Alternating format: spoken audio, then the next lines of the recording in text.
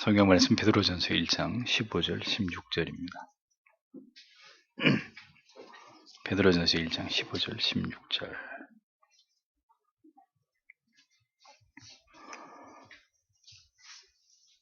같이 읽겠습니다.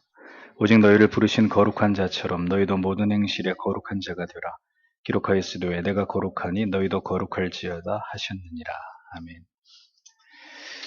자, 이제 좀 숨을 돌리고 어려운 보석이니 연옥이니 이런 주제들을 좀 이제 넘어가서 그리스도인의 삶, 좀 프랙티컬한 이런 부분을 칼빈이 터치를 합니다. 그리스도인의 삶과 이에 대한 성경의 가르침. 6장은 이런 제목하에 5개 항으로 그 내용이 기록이 되어 있습니다. 오늘은 이 부분을 생각을 해보려고 합니다. 첫 번째, 성경의 가르침과 철학자들의 가르침. 뭐에 대한 성경의 가르침과 철학자들의 가르침이냐. 자, 칼빈은 중생의 목표를 신자로 하여금 하나님의 의와 조화를 이루고 일치하는 삶을 살도록 하며 그리하여 그들이 하나님의 양자된 사실을 분명히 드러내도록 하는 데 있다. 자, 이제 이런 정의들이 굉장히 고차원적인, 우리가 그냥 알고 있는 왜 하나님이 당신을 구원했습니까? 천국 가게 하려고요. 이런 이제 유치원적인 대답으로부터 상당히 이제 수준을 높인 하나님의 사람들의 정의가 되는 거예요. 중생의 목표가 뭐라고요? 칼빈이 하나님의 의와 조화를 이루고 일치하는 삶을 살도록 그리하여 그들이 하나님의 양자, 자녀가 된 사실 분명히 세상 앞에 드러내도록 하는 데 있다. 그러니까 어떻게 살든지 예수 믿고 구원받고 교회 열심히 다니면서 천국 가면 그만이다. 이런 차원의 신앙은 신앙을 설명하는 것 중에 아주 저급하고 저열한 이런 표현이다라는 거 이제 아시겠죠. 하나님의 말씀 속에 하나님의 형상을 회복시키는 생명이 들어있지만 게으르고 나태한 인간에게는 성경의 여러 곳에서 참된 성도의 삶의 모습을 말씀하고 있는 부분들을 모아가지고 이렇게 살펴보는 게 유익하기 때문에 칼빈이 이제 이 주제에 관련해서 이것들을 이제 살펴보려고 한다라는 겁니다. 회심을 하고 난 이후에 성도가 된 자들은 그리스도 안에서 어떻게 참된 신자의 삶을 살아가야 하는지를 올바로 배워나가야 된다. 라고 얘기했습니다. 그러니까 여러분들이 어느 교회를 다니시던 간에 하나님의 주권적 은혜로 회심할 수 있습니다. 그리스도의 복음을 선명하게 전하는 교회라면 복음 외에 잡다한 얘기를 많이 하더라도 그래도 거기에 복음을 끼워서 전하는 교회라면 그 교회를 다니다가 회심할 수 있어요. 근데 문제는 그렇게 회심한 그리스도인이 아이가 태어나서 이유식부터 엄마 젖부터 먹고 이유식부터 하면서 이제 점점 이렇게 먹는 내용물이 업그레이드 되면서 점점 이제 어른처럼 섭생하는 음식물의 내용도 바뀌어지게 되잖아요. 그러면서 이제 점점 발육하고 성장하게 되듯이 정상적으로 성장을 하려면 진리의 말씀을 통해 올바른 교리를 통해서 바르게 배워나가야 됩니다. 그렇지 않으면 어떤 문제가 벌어진다고 칼빈이 얘기합니까? 자기의 열심에 심취되어서 신앙의 격길로 빠질 수 있다. 이렇게 얘기를 하는 거죠. 그러니까 뭘 하느냐가 중요한 게 아니라 뭘 배우느냐가 먼저인데 교회가 제일 잘못하는 것은 뭘 배우느냐에 더 긴 시간, 더 열렬히 가르치지 않고 어떻게 해야 복을 받느냐 쪽으로 먼저 가는 거예요. 그래서 행위를, 헌신을, 봉사를, 충성을 요구하고 그 일을 열심히 하면 교회 일꾼이 되고 인정을 받게 되는 이런 식의 잘못된 기형적인 신앙으로 치우쳐버리는 거죠. 그렇게 해서 교회를 10년, 20년, 30년 다니면 신앙은 완전히 기형화되어 있고 믿음은 잘하지 못하고 외형적으로는 예수를 오래 믿고 잘 믿는 사람처럼 보여줘야 되고 신앙이 뒤죽박죽이 되어버리는 게 아주 괴기스러운 안과 겉이 다르고 정말 정리정돈되어 있지 않은 그런 정체불명의 위선적이고 가식적인 그리스도인이 되고 마는 겁니다. 안타깝게도. 그리스도인의 실제적인 삶의 문제를 다루는 것은 매우 중요하고 옛 교부들처럼 그 신앙에 있어서 필요한 모든 덕목들을 하나하나 세부적으로 살펴보는 것도 중요한데 칼빈은 여기서 경건한 그리스도인이 어떻게 질서 있는 올바른 삶을 살아갈 수 있느냐의 문제와 그 다음에 칼빈의 나름대로 정리한 지켜야 될 보편적 원리 몇 가지에 대해서만 이렇게 자기는 소개하고 넘어가겠다고 얘기를 합니다. 사실 교부들의 책들을 보면 어마어마한 내용이에요. 방대한 내용인데 이제 그런 식으로 접근을 해서 그걸 하나하나 알아가다가는 주님이 재림하시든지 내가 죽든지 그건 너무 양이 많아요. 제가 생각할 때도. 그래서 칼빈이 그 얘기를 하는 거예요. 간략하게 이걸 정리하면서 넘어가겠다는 겁니다. 자, 그러면서 하나님을 알지 못하는 철학자들도 자기들의 탁월한 지혜를 과시할 목적으로 정의나 정직에 대해서 인간이 살아감에 있어서 보편적으로 굉장히 중요한 가치들을 논한단 말이죠. 그런 것들에 대해서 정의를 내놓고 그거에 따라서 인간으로 살아가면서 필요한 덕목들, 의무들을 철학자들도 제시한단 말이죠. 그러나 이러한 철학자들의 정확한 논제나 표현들보다 더 탁월하고 더 분명하고 명쾌한 것은 성경이라는 거, 하나님의 말씀이라는 거예요. 성령은 어떠한 규칙이나 방법에 얽매이지 않으시면서도 그 어떤 규칙이나 방법보다도 더 엄밀하고 세부적으로 인간이 어떻게 살아야 되냐, 어떤 가치를 위해 살아야 되냐, 모든 내용들에 대해서 탁월한 지혜와 표현과 순서들을 가지고 그 지식들을 우리에게 나열해 놨다고 칼빈이 얘기를 합니다. 그러니까 성경을 모르니까 인간 중에 가장 최고의 사유를 통해 나름대로의 진리를 터득하려고 했던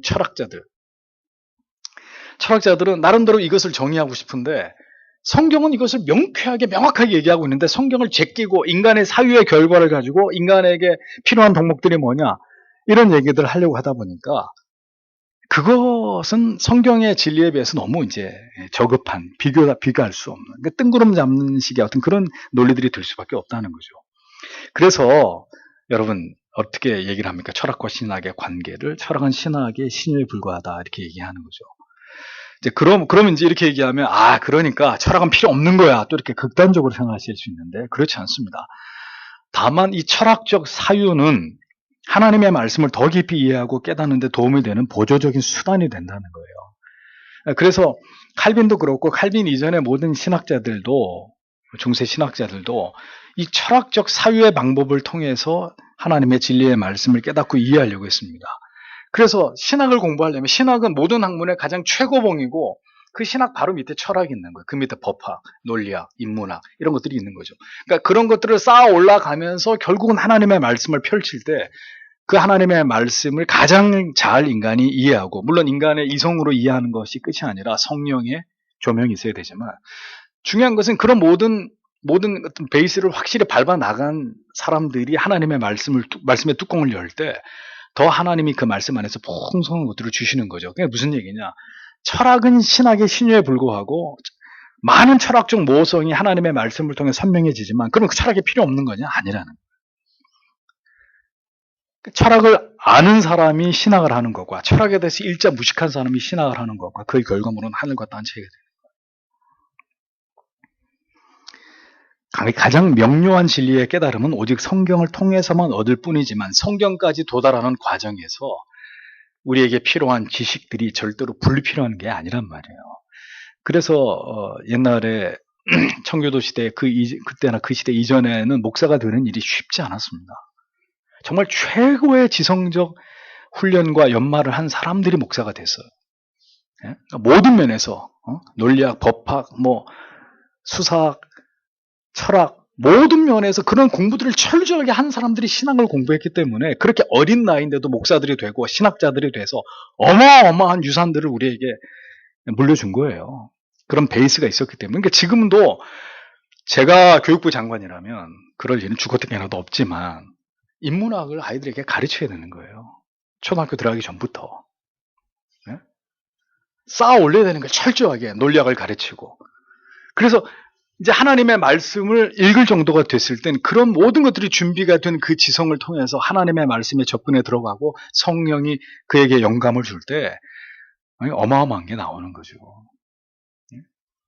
이제 그런 시대가 다시 도래하기는 어려워요. 제가 드리고 싶은 말씀은 이미 그렇게 열려져 있는 것도 우리가 못 주워 먹느냐. 이미 그렇게 다 이제는 그렇게 열려져 있는 것도 근데 이제 우리가 연구를 해서 얻는 게 아니라 다 공개되는 것을 이제 책만 읽어봐도 이런 거였구나. 이런 참 귀한 얘기를, 이런 꼭 필요한 말씀이 여기 적혀 있구나. 이렇게 해서라도 배우면 되는데, 이제 그거조차도 안 하니까, 이제 한참 우리의 신앙의 지성이 하향평준화되어 가는 것입니다.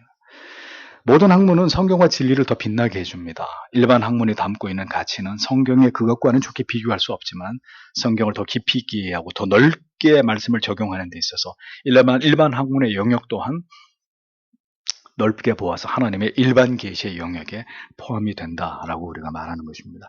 그러므로 신자는 성경을 더 깊이 있게 이해하기 위해서 할 수 있는 한 역량을 다해서 일반 학문의 영역 동안 섭렵하는 게 중요한데, 그 일은 언제 하는 거예요? 나이 50 먹고는 그 일 못해요. 이미 눈이 침침하고 머리가 띵해가지고. 언제 해요? 학창시절에 하는 거예요. 학창시절에. 이 자리에 있는 중고대 청년 여러분, 부지런히 일반 학문의 영역 속에서 그 바다를 헤엄치면서 그 지식의 보고들을 건져내야 되는 거죠. 그리고 그 위에다가 하나님의 말씀을 올려놓으면 거기서 정말 하나님의 말씀에 대한 깊이 있는 깨달음과 남다른 그런 은혜를 맛보는 것입니다. 그래서 뭐 학창시절이 다 지났는데 그러면 우리는 뭐 공부하지 말란 얘기입니까? 할 수 있는 한, 우리가 눈을 감을 때 눈이 침침해서 더 이상 글을 볼 수 없을 때까지 신자는 성경과 그리고 하나님의 말씀을 더 깊이 이해하기 위한 모든 지식들에 대해서 우리가 섭렵을 하고, 그 일에 정진을 해야 되는 것은 신자의 분명한 의무이고 명백한 존재의 목적이 되는 것이라는 거죠. 두 번째, 거룩한 삶. 하나님과 연합의 끈입니다. 자, 성경의 교훈이 그리스도인의 삶에 어떻게 영향을 미치는가에 대해서 칼빈은 두 가지로 설명을 합니다. 첫째는 인간의 본성은 의를 추구하지 않으려 하기 때문에 의를 사랑하고자 하는 마음을 성경은 우리의 마음에 주입해준다. 인간의 본성은 타락했기 때문에 의를 추구하려고 하지 않는다는 거예요. 그래서 여러분, 점점 이 이제 시대 자체가 그 인본주의적인 시대로 타락할 수밖에 없는 거예요. 인간의 본성 자체가 성경을 따라가려고 하기보다는, 그러니까 성경을 따라 의를 추구하려고 하는, 그것을 향해서 거스르려고 하기보다는 인간이 살고 싶은 대로, 인간이 하고 싶은 대로 흘러가려고 하는 본성적으로 점점 더 발전되고 있기 때문에, 그러니까 당연히 이런 인본주의적인 진보적인 사상과 가치들이 득세할 수밖에 없는 거예요. 뭐든지 하지 마라, 안 된다. 이제 이거는 죽기보다 더 싫은 거고, 하고 싶은 대로 해. 다 해. 뭐든지 다. 안 되는 게 어딨어. 네가 행복하면 다 되는 거야. 이게 우리 타락한 인간의 본성과 맞아떨어지는 거예요. 그러니까 사람들은 다수가 이걸 거스려서 금기하는 것을 지키려고 하는 쪽으로 가려고 하는 게 아니라 금기하는 것을 모두 다 금기시키는 쪽으로, 그래서 인간을 해방시키는 쪽으로 인간은 가고 싶은 거예요. 다수의 사람들이 그걸 따라가려고 하는 거예요. 인간의 정신의 타락을 아는 식자들만, 그리고 이 성경적 가치를 가진 우리들만 이것을 지켜야 된다. 이 가치를 붙들어야 된다. 이 가치를 허물면 안 된다. 이걸 지켜내려고 하는 거죠. 그러니까 그런 사람들은 소수겠어요? 다수겠어요? 소수인 거예요. 이쪽으로 가게 돼 있는 거예요. 앞으로의 세상은 그렇기 때문에. 그런데 그것을 막는 게 뭐냐? 그것을 막는 힘이 어디서? 성경에서 나오는 거예요. 성경에서. 의를 싫어하는 인간으로 하여금 의의 가치를 사랑하고 하나님의 의를 위해서 존재해야 된다는 것을 끊임없이 주입시키면서 인간의 본성을 향해서 가면 안 된다. 그건 타락의 길이다. 멸망의 길이다. 거슬러서 하나님이 진리의 말씀을 통해 우리에게 명령하고 있는 그쪽으로 가야 된다고 끊임없이 얘기하는 건 성경이란 말이죠. 그래서 오늘날 왜 교회가 인본주의화 되어 가느냐? 성경을 모르기 때문에 그런 거예요. 성경을 정확히 안 가르치기 때문에 성경의 사상이 뭘 얘기를 하고 있는지를 성도도 모르고 목사도 모르니까 다수의 인간들이 가자고 하는 쪽으로 따라가는 거예요. 교회가. 인본주의화 되는 거예요. 성경을 정확히 가르쳐야 성경의 가치는 이것을 이야기합니다. 이것을 지키라고 얘기합니다. 이것을 안 된다고 얘기합니다. 그쪽으로 갈 텐데, 다시 얘기합니다. 그래서 세상이 이렇게 지 멋대로 굴러가는 이유는 교회 때문인 거예요. 교회가 선명한 하나님의 진리의 말씀, 진리의 가치를 올바로 증거하지 않기 때문에 세상이 그렇게 그걸 누굴 욕하겠냔 말이에요. 오늘 우리가 뼈를 깎는 개혁을 통해서 이 성경의 가치를 지키려고 하지 않는데, 둘째는 의를 추구해 나가는 동안에 그릇된 곁길로 빠지지 않도록 막아주는 원리를 성경이 제시해 준다는 겁니다. 자, 이제 의를 추구하지 않으려고 하는 본성을 꺾고 의를 사랑하는 마음 쪽으로 성경이 우리를 끌고 가고 그런 사상을 주입시켜 주는데, 그러면 다 되느냐? 아니에요. 그렇게 의를 추구하는 과정 속에서도 인간은 연약하기 때문에 따라가다가 또 곁길로 새고 또 한눈을 팔게 되고 이런 문제가 생긴단 말이죠. 근데 계속 성경은 의를 추구해 나아가는 동안 그렇게 곁눈질을 하지 못하도록 그래서 계속 커트하면서 저기를 보고 가야 되는 거야. 저기를 바라보고 영원한 도성을 바라보고 저 분명한 진리를 향해서 좌우로 치우치지 말고 끝까지 저기를 해서 가야 돼. 성경이 그런 역할을 신자 안에서 행하시는 것이라는 거죠. 의를 추구하도록 독려하는 이런 성경의 방법들이 성경이 제시되어 있는 것입니다. 그래서 레위기 19장 이전에나 베드로전서 1장 15절 16절에 딱 한마디로 얘기하면 하나님이 거룩하니 너희도 거룩하라. 거룩이 뭐예요? separate, 케도시, 분리되는 거예요. 분리. 뭐와? 세상과 불의와 불법과 비진리와 분리된 길을 가라는 거예요. 하나님께서 우리를 세상으로부터 건져내셔서 세상과 구별시키신 것입니다. 그러니까 우리가 여러분께서 지금 이 자리에 여기 계신다는 게 뭐예요? 분리되어 있다는 증거잖아요. 여러분들이 지금 영화관에 백화점 가서 쇼핑하지 않고 이 시간에 다른 거 하지 않고 이 자리에, 이 불편한 자리에, 이 장소에 모여서 이 장소에 나와 있다는 것 자체가 여러분들이 세상과 분리된 존재라는 걸 증명하는 거잖아요. 하나님이 우리를 세상과 분리시키심이 우리가 거룩함으로 하나님께 연합을 이루게 되는 원인이 되는 것이라는 겁니다. 하나님과 연합을 도모하는 모든 자들은 하나님께서 악이나 불이나 불법과 무관하신 그런 절대적인 영광 가운데 존재하고 계시는 분이시기 때문에 반드시 우리도 거룩을 추구해야 된다라는 이 당위를 지켜야 된다는 겁니다. 그러므로 성경은 하나님께로부터 부르심을 받은 모든 자들에게 거룩을 명합니다. 교회가 거룩하지 않다거나 신자가 거룩하지 않은 것은 그냥 교회가 신자가 거룩하지 않은 걸로 끝나는 게 아니라 하나님의 거룩을 훼손하게 되는 거예요. 그래서 우리가 거룩하지 않으면 내가 거룩하지 않은데 그게 뭐 이렇게 큰 문제야? 하나님의 거룩을 훼손했기 때문에 죄가 되는 거예요. 교회가 불의와 불법을 행하면 거룩한 하나님의 교회로서의 하나님의 거룩을 우리가 훼손시켰기 때문에 그 교회가 죄를 짓는 성도가 죄를 지으면 하나님의 거룩성을 깨뜨렸기 때문에 그게 하나님 앞에 범죄가 되는 거예요. 거듭난 자녀가 되었음에도 평생의 삶을 악과 부패 속에서 뒹굴면서 살아간다면 우리를 구원으로 부르신 하나님의 목적은 무엇이냐라고 칼빈이 반문을 합니다. 거룩한 성에 거해야 될 자들로 하나님께서 그 백성들을 구별시키셨는데 그 성에 거하는 자들이 온갖 부정함으로 그 성을 더럽히고 있다. 그러면 하나님이 잘하고 있다라고 말씀하겠냐는 거죠. 하나님이 그걸 용납하시겠냐는 거예요. 그러하게 시편 15편 1절 2절은 이렇게 기록되어 있죠. 여호와여 주의 장막에 유할 자 누구오며 주의 성산에 거할 자 누구오니이까 정직하게 행하며 공의를 일삼는 자니이다. 이렇게 말씀하고 있는 거죠. 성도가 죄를 범하지 않을 수 없으나 그럼 물어보겠습니다. 여러분 방이 지저분해져요? 안 지저분해져요? 지저분해지죠? 방이 더럽히지 않을 수 없지만 사람이 사는 곳이니까. 그러면 지저분해지면 우리가 그대로 둡니까? 물론 그대로 두는 사람도 있더라고요. 그대로 두지 않고 어떻게 해요? 일주일에 하루 정도 날 잡아서 청소를 하죠. 사실은 매일 해야 되지만 일주일에 하루라도 대청소를 하고 끊임없이 정결하고 깨끗하게 그렇게 더럽혀지지만 계속 청결을 유지하게 정리정돈하고 또 치우고 또 닦고 하지 않습니까? 그렇듯이 끊임없이 신자는 그 더럽혀진 상태로 괜찮아. 나는 이게 좋아. 건들지 마.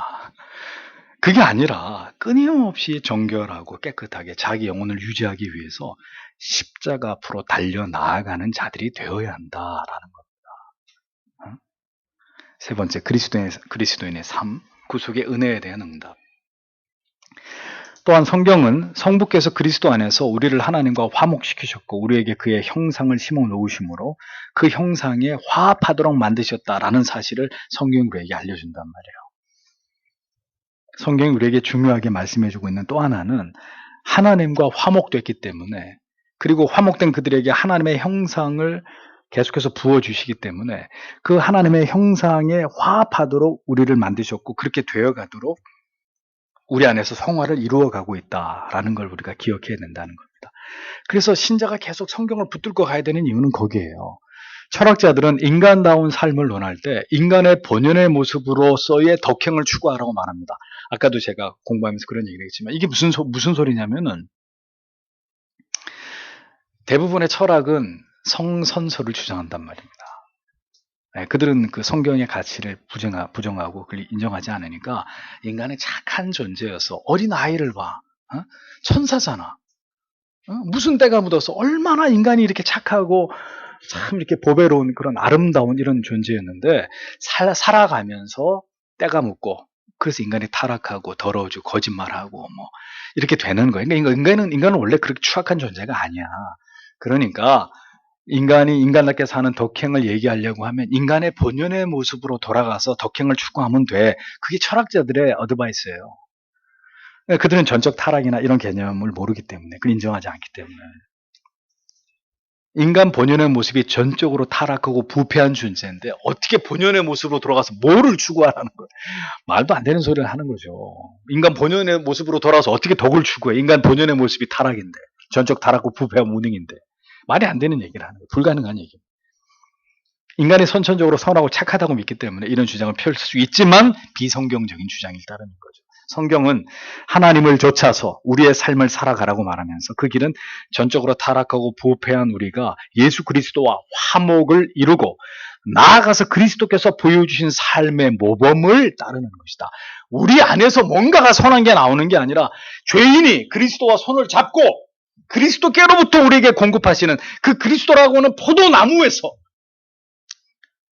그 생명의 수액을 공급받아가지고 그리스도인의 삶에 그리스도를 닮아가는 아름다운 삶의 열매를 만들어내는 것일 뿐이라는 거예요. 그 예수 없이 우리가 단독으로 어떻게 인간 본연의 무슨 덕행, 말도 안 되는 얘기를 철학자들은 주장한다는 거예요. 구원으로 부르신 주의 뜻은 우리가 그리스도를 드러내는 삶을 살아가는 것입니다. 그리스도의 의를 드러내지 않고 유대인들처럼 자기 의를 드러내는 그 어떤 모습이든지 그것은 극악무도의 배신의 행위다. 칼빈은 목소리를 높이고 있습니다. 그래서 신앙에서 우리가 가장 경계해야 될 부분, 그 자기 의를 드러내다가 다 하나님 앞에 버림을 받은 이스라엘을 보면서 언제나 경계해야 될 부분이 자기 의를 드러내는 건데, 이 자기 의를 드러내는 신앙과 기복주의는 아주 밀접하기 때문에, 이종사촌지간이기 때문에 끊임없이 자기 의를 드러내면서 그거에 대한 보상으로 복을 받는, 이게 잘못된 신앙의 괴가 이렇게 될 수밖에 없는 거예요. 이 두 가지가 묶여져가지고 잘못된 것이라는 겁니다. 하나님께서 우리에게 하나님 자신을 아버지로 계시하셨기 때문에 우리는 우리 스스로를 하나님의 자녀임을 우리의 삶에서 드러내는 것이 마땅하다. 그렇지 않으면 배은망덕한 자들이 될 수밖에 없다고 칼빈이 얘기를 합니다. 그리스도께서는 그의 피로 우리를 씻으사 정결케 하셨고 세례를 통해서 우리가 정결케 되었음을 알려주셨습니다. 그러므로 우리는 자신을 더럽히면서 살아가는 것이 가당치 않은 일이에요. 그럼 더럽히지 말라 그랬으니까 절대로 죄를 짓지 말아야 되느냐? 그게 가능한 사람이 있어요? 중요한 것은 그것입니다. 그리스도께서 말씀하셨어요. 너희는 이제 전체 목욕을 했으니까 그 다음 어떡하라고? 손만 씻으면 된다. 제자들한테 말씀하세요. 우리를 다시 다 씻겨주십시오. 아니, 이미 다 씻었어. 머리끝부터 발까지 다 씻어줬으니까 이젠 더럽혀졌으면 손을 닦아라. 손발만 닦으면 된다. 이미 그리스도의 피로 우리를 정결케 씻었기 때문에 더럽히면서 그 더러움을 방치하고 그 더러움 속에서 살아가서는 안 되고 끊임없이 그 더러움을 씻어내면서 정결함을 유지하면서 그렇게 살아가는 것이 그리스도인에게 합당한 삶이라는 거죠. 그리스도에게 접붙여진 존재로 그렇게 흠과 티가 없도록 하는 말은 흠과 티를 만들지 말고 죄짓지 말고 살라는 게 아니라 그 만들어진 흠과 티를 끊임없이 그리스도의 보혈로 지워나가라는 또 그리스도께서 이 땅에 계시지 않고 승천하셨기 때문에 우리 또한 이 땅의 모든 것들을 어느 날 다 내려놓고 이 땅의 모든 것들이 다 소멸되고 새하늘과 새 땅이 만들어질 것이기 때문에 이 땅의 것들에 대한 미련을 내려놓고 영원한 하늘의 것을 사모하는 게 마땅하다. 이것이 그리스도인의 삶의 원리라고 얘기하는 것입니다. 성령께서 우리를 하나님의 성전으로 삼으셨기 때문에 우리는 하나님의 영광을 드러내고 죄의 더러움에 물들지 않도록 우리 육체를 하나님 앞에서 세상과 더불어 경계함이 합당하다. 이런 원리들을 지금 칼빈이 얘기를 하는 거죠. 우리의 영혼과 육체가 장차 영원한 영광 가운데 들어가 빛나는 면류관을 쓰게 될 것이므로 그때까지 우리의 영혼과 육체를 순결하고 부패하지 않도록 유지하고 노력하는 그것이 신자가 추구해야 될 삶의 원리이다. 칼빈은 자 이렇게 지금 제가 쭉 열거한 것에 기독교 강요 안에 다 가로 안에 뭐가 있어요? 이 말씀에 근거가 되는 성경 구절들이 있습니다. 지금도 언급할 수 없지만 그러니까 이 각 구절들 속에서 아까 얘기한 대로 교부들처럼 하나하나 어마어마한 양으로 그 동목을 논하는 것은 너무 무리한 일이고 이렇게 이 말씀 속에서 이 땅에서 그리스도인으로 성도로 살아가는 삶 가운데 그들이 추구해야 될 원리들을 이런 말씀들을 근거해서 이 원리를 뽑아내가지고 지금 이 책 속에서 우리에게 말씀해주고 있는 거죠. 성경의 진리는 이토록 선명하게 구원받은 성도들이 이 땅에서 무엇을 추구해야 될지를 철학자들처럼 모호한 개념으로 인간 스스로의 존엄성에 대해서 덕행을 호소하는 이런 방식이 아니라 성경을 통해서 분명하게 제시하면서 이 얘기들을 우리의 귀에 들려주고 있는 겁니다. 철학은 궁극의 답을 주지 못해요. 진리의 언저리까지는 도달할 수 있어도 진리가 명확하게 인간에게 던져주는 그 모든 것에 대한 해답은 주지 못하는 그게 철학의 한계예요. 네 번째, 거짓 그리스도인의 오류. 칼빈은 여기서 무늬만 그리스도인인 자들에 대해서 폭로합니다. 복음의 진리를 통해서 그리스도를 올바로 깨달은 자 외에는 누구도 그리스도와 교제할 수 없다고 못 박습니다. 다시 얘기합니다.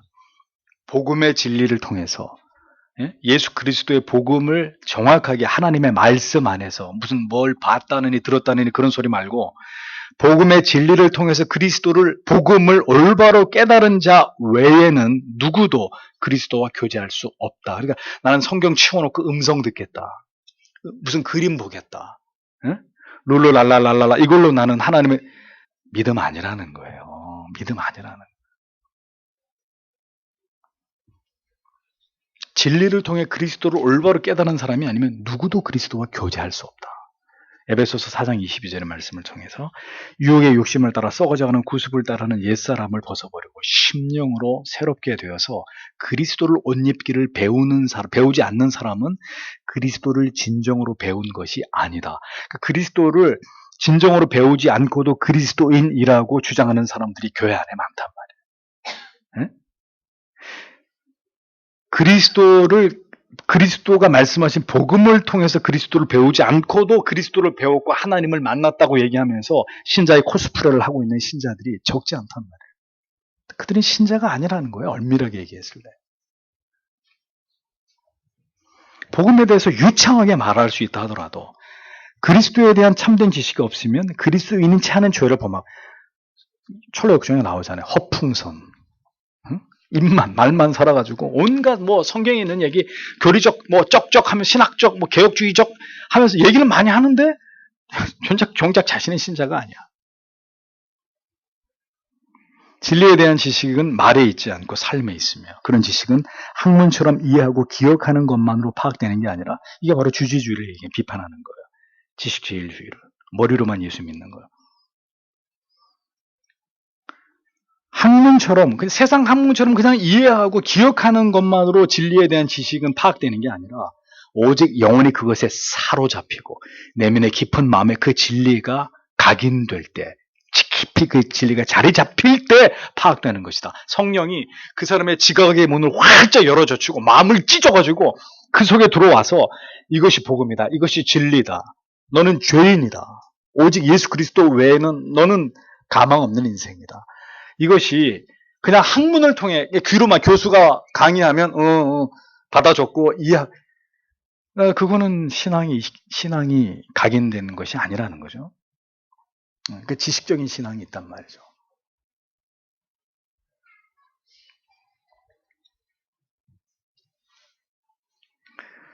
그렇기 때문에 그렇게 그리스도의 복음이 그 영혼과 마음의 중심에 새겨지지 않은 사람은 유사 그리스도인일 수밖에 없는 거예요. 매튜 미디의 유사 그리스도인 아직도 안 읽어본 분 계시면 반드시 읽어보세요.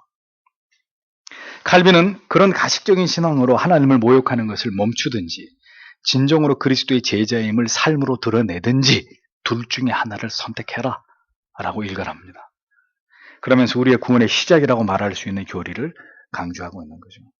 교리를 아는 것으로 그치는 게 아니라 반드시 마음에 새겨져서 우리의 일상 속에서 그 교리의 정신이 일상 속으로 전해짐으로써 우리의 삶의 변화를 이끌어내야 하고 열매를 아침에도 열매를 맺어야 된다고 강조하고 있습니다. 그러니까 저는 오늘도 개혁교회라고 하는 교회들 중에 교리 노름하는 교회들 적지 않아요.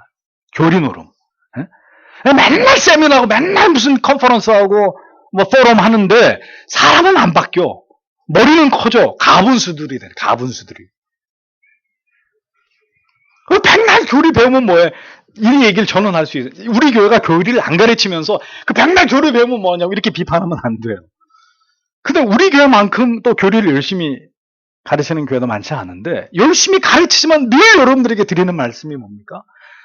교리가 중요한 게 아니다. 그 교리가 우리의 삶에 스며들어서 그 교리가 하나님의 말씀에 요구하는 바를 하나님의 은혜로, 하나님의 사랑으로 내 삶에서 그것을 살아내려고 하는 그 치열한 몸부림. 그리고 그렇게 살아가도록 하나님께 은혜를 구하는 맹렬한 끊어지지 않는 기도. 아니 이것이 개혁교회 신자의 표지인 거지. 교리 백날 천날 배운다고 믿음 좋은 그리스도인들이 되느냐 하는 거죠. 되느냐.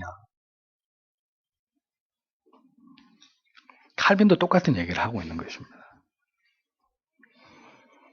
하늘의 진리가 마음 깊은 곳에 새겨져서 마음의 변화가 일어난 사람들이 복음을 입으로만 떠벌리는 삶의 변화가 없다면 그건 칼빈이 수다스러운 궤변자들에 불과한 거다. 진리를 알아도 전혀 신자가 하나 되지 못하고 스스로 잘난 체하고 혼자 맨날 왕따가 돼서 오만하게 구는 사람들. 그리스도를 전인적으로 경험한 사람들이 아닙니다. 아닙니다. 성도는 오늘도 진리에 부딪히고 또 부딪히는 사람들이에요. 이 예수 그리스도와 충돌하는 사람들, 충돌. 그런데 전혀 그의 삶에 그리스도를 닮아가는 변화, 거룩한 부담, 그런 것들이 일어나지 않는다면 그 사람이 어떻게 진리에 깊이 영향을 받고 있는 그리스도인입니까? 제가 뭘 다른 걸 쳐다봐 문이 있는 줄 모르고 들이받으면 월요일 아침에 여기 뭐가 생기겠어요? 이만하게 혹이 생길 거 아니에요. 당연하잖아요. 내 머리가 세요? 저 문이 세. 그럼 내 머리에 기스가 날 거란 말이죠. 그리스도가 세요? 우리가 세요? 대답해 보세요. 그리스도가 세요? 우리가 세요? 그리스도가 강하신, 하나님이 강하신 분이잖아요. 그 강하신 분, 그리고 그 하나님의 생명의 말씀과 우리가 충돌을 했는데 어떻게 말씀이 부서져요? 어떻게 그런 일이 가능해요? 말씀이 부서지고 아예 너는 떠들어라. 나는 내 식대로 간다. 그게 어떻게 가능하냐고요. 그 말씀과 부딪혔으면 내 영혼이 부서져 내리면서 조각조각 부서져 내리면서 주여 나를 붙들어 주옵소서. 그 길로 갈 수 있도록 그렇게 순종할 수 있도록 주여 저를 깨뜨려 주시고 저를 새롭게 해달라고. 아니 그게 당연한 변화지. 어떻게 진리와 그리스도의 십자가와 충돌했는데 십자가가 박살이 나고 나는 끄떡이 없고 그게 어떻게 가능한 얘기예요 그게. 근데 그런 방탄신자들이 너무 많다니까. 방탄신자들이. 설교 중에 죄송합니다만 저를 걱정해 주시는 분들이 많아. 목사가 살이 너무 쭉쭉 빠져가지고 암에 걸렸나 뭐.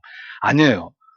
제가 성인병의 위험이 와가지고 저 다이어트를 하고 있어요. 그러니까 걱정하지 마세요.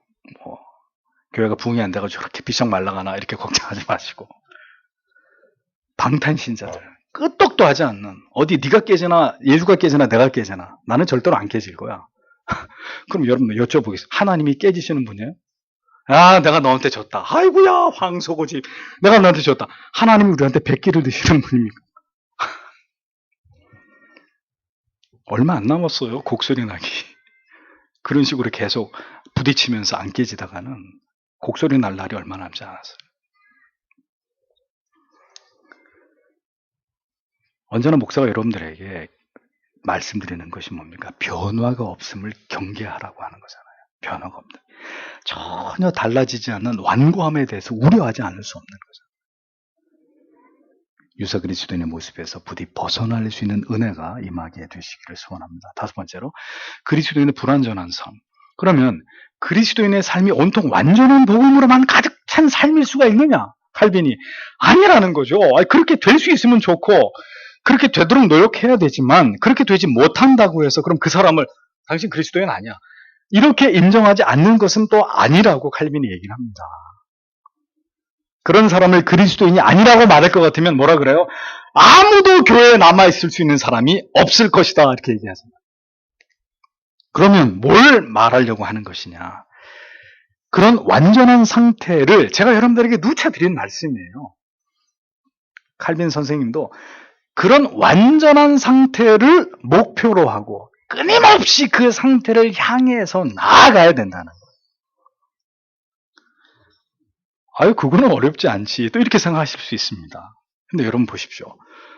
목표가 분명하지만 더디 가는 거하고, 그러니까 옛날에 완행열차가 있었잖아요. 지금은 그런 거 없는데 비둘기호 뭐 이런 거 있었잖아요. 그럼 서울에서 부산까지 가는데 옛날에 무궁화, KTX 무궁화는 몇 시간 걸리죠?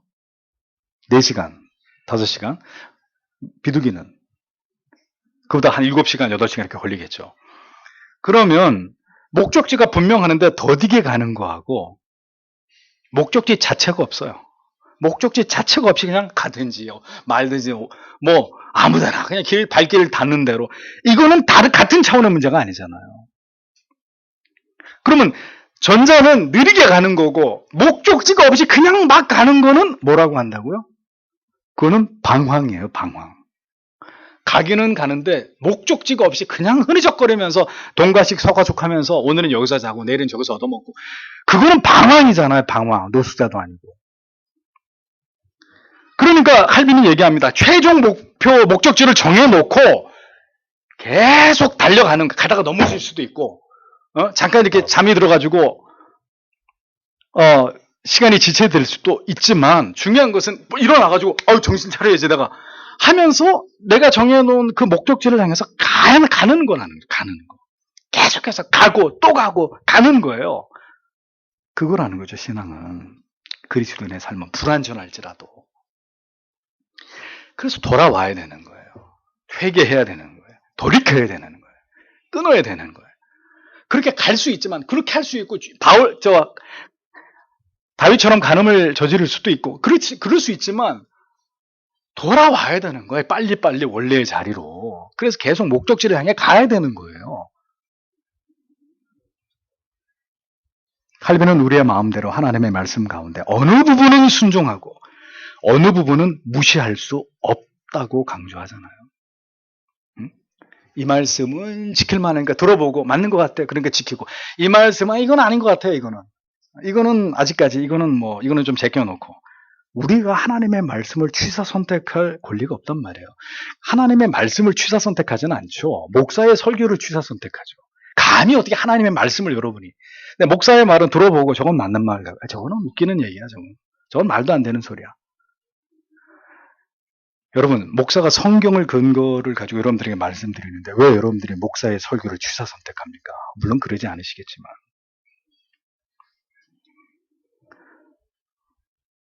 그렇게 할 수 없다고 칼빈이 얘기합니다. 하나님을 향한 온전한 마음을 하나님께서는 예배의 가장 중요한 요소로 인정하시고 그것을 찾으시는 분이십니다.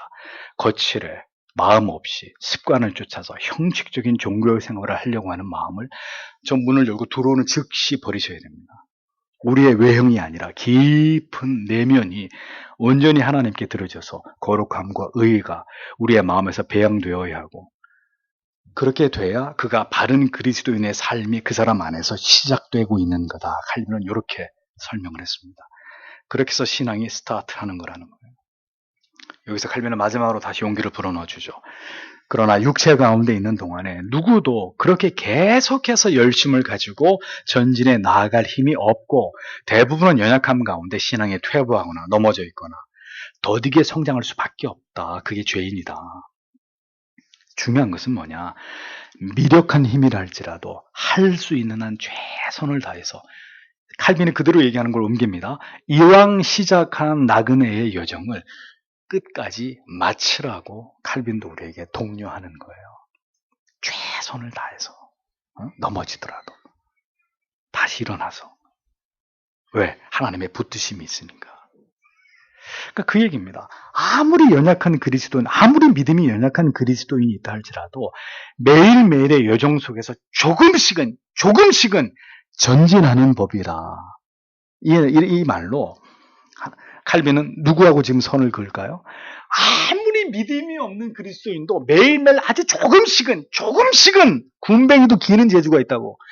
아주 조금씩은 전진해 가야 된다. 이 말로 칼빈이 지금 누구하고 선을 긋죠? 아무 변화가 일어나지 않는 유사 그리스도인과 선을 긋고 있는 거예요. 믿음이 연약한 사람도 깨닫고 이렇게 살아야지. 그래서 결심하고 또 성경을 펴고 기도하고 말씀을 들으려고 달려나가고 끊임없이 자기 마음과 싸우면서 그렇게 한단 말이에요. 그 사람은 전혀 그런 것이 없는 사람과는 다른 종류의 사람이라는 거예요. 절대 포기하지 말고 날마다 주의 길로 걸으며 전진하도록 하자고 칼빈이 권면하지 않습니까? 자꾸 실패한다고 해서 절대로 좌절하지 말라고까지 하나님의 사람 칼빈이 용기를 북돋아 줍니다. 그러니까 바라는 것만큼 빨리 성장하지 않더라도 그 성장의 템포를 왜 여러분들이 조정하려고 하냐? 에? 그 하나님이 우리가 믿음의 성장해가는 과정도 프로세스도 하나님이 자기의 주권 속에서 어떤 계기를 통해서 우리를 이끌어 가시는 건데 왜 자꾸 그 과정을 통째로 생략하고 우리 점핑을 하려고 하냐 말이죠. 그러니까 절대로 포기하지 말고 바라는 것만큼 빨리 성장하지 않더라도 어제보다 오늘이 낫다.